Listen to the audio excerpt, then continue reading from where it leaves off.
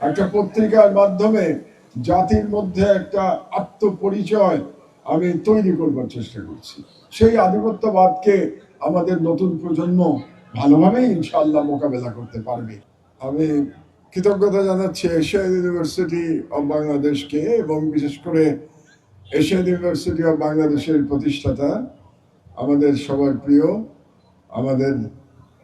সবার প্রিয় আবুল হাসান মোহাম্মদ সাদেক, আমি সাদেক ভাই বলি ওনাকে আর কি।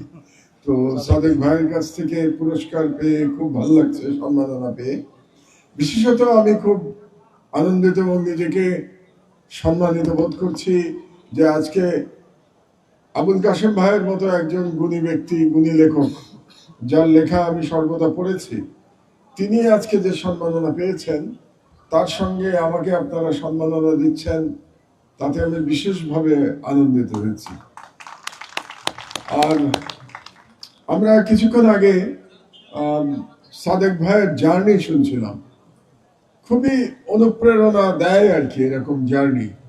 আমরাও তো পরন্ত বেলায় পৌঁছে গেছি জীবনে, তারপরেও সাদেক ভাইদের এই লড়াই আমাদেরকে এই বয়সেও অনুপ্রাণিত করে যে এখনো হয়তো সময় শেষ হয়ে যায় নাই, এখনো হয়তো আরো কিছু কাজ করা বাকি আছে, আল্লাহ যতদিন হায়াত রেখেছেন।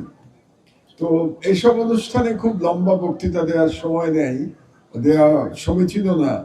বিশেষ করে আমার পাশে ভিসি সাহেব দাঁড়িয়ে আছেন, শাহজাহান ভাই, ভাবি দাঁড়িয়ে আছেন, আর সাদেক ভাই তো আছেনই। তো আমি খুব ছোট করে বলি যে আমি যখন এবার নির্বাসন থেকে ফিরে আবার পত্রিকা শুরু করলাম, তখন আমি একটা কথা বলেছিলাম যে এটাই আমার জীবনের শেষ ইনিংস।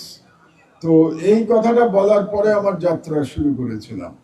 তো শেষ ইনিংসে যে কাজটা আমি করছি মোটামুটি, সেটা হচ্ছে আমি জাতিকে জাগানোর চেষ্টা করছি।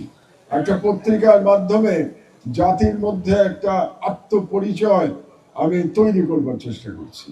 তো আর লেখালেখি করি যতটুকু আমার সামর্থ্য। কাশেম ভাইয়ের মতো এত ভালো আমি লিখতে পারি না, এমন পণ্ডিতও আমি নই। আমি একজন পেশাজীবী মানুষ, সারা জীবন পেশাজীবীর কাজ করেছি নানা পেশায়।